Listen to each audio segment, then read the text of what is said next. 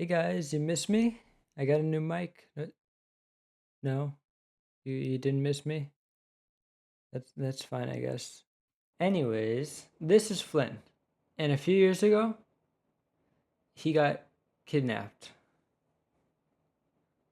But before his kidnapping, it was just a normal school day. I went to school, did school stuff, went back home, and did more school stuff. I didn't realize it, but when I was at school, Flynn escaped the house. It wasn't yet a bad thing because he was allowed to go outside.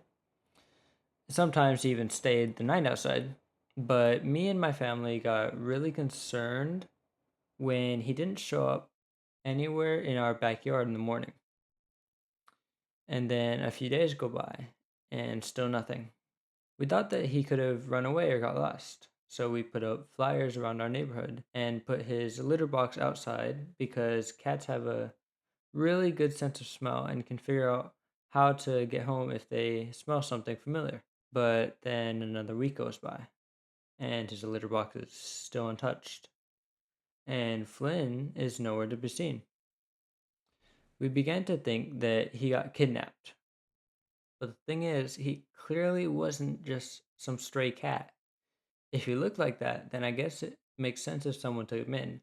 But he was always clean, had a collar, and was chipped. So what must have happened was he was probably just walking outside, minding his own business, and then out of nowhere, someone just snatched him up and took him to who knows where. Then, after a while, we noticed a lot more missing cat posters around town. I came to the conclusion that there was a cat snatcher in town. But who were they? Fast forward, and it's 2 years after Flint's disappearance. My mom suddenly gets a call.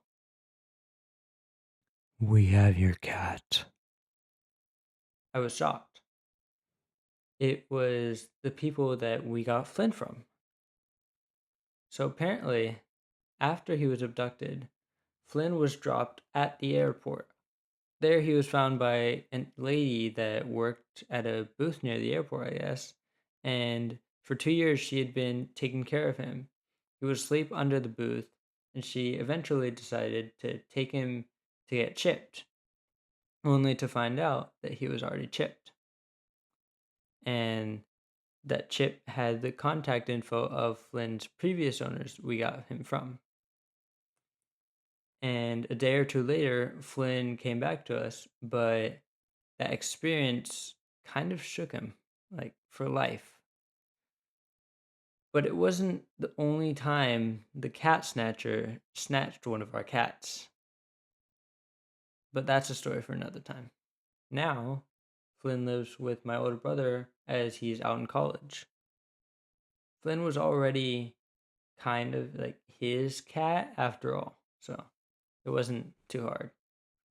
And that's all there is to tell about my cat getting kidnapped. But before you go, I need to address a few things. Firstly, about the 30-day series, I'm going to have to hold off on that for a little bit. I think I got a little too ambitious, and I thought I would have a lot of time this year to do it, but that is not the case. I recently moved and I started at a new school, and which will be its own video in the future. And it is a lot different from what I was used to. That's mostly why I don't have a lot of time right now. That and my computer's starting to need life support, so animating on it is requires like a lot of patience. Because of that, I'll probably only be able to do like one video every 1 to 2-ish months, which really sucks.